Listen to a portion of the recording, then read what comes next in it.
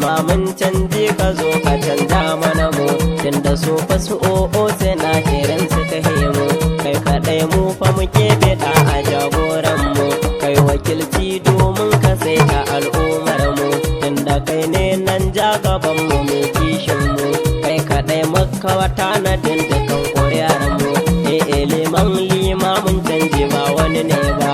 Kai muke buri zo ka ja mu karɓa baba, kai muke buri zo ka ja mu karɓa baba, kai muke buri zo ka ja mu karɓa baba.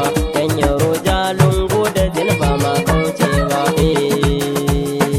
Ga gwani na gwanin kushi gwani ba na kallo, tunda liman a yanzu shi ne ya bullo. Dole kowa shi dai a nan ya zamto ɗan kallo, liman hi ne da reps ku daina walagi.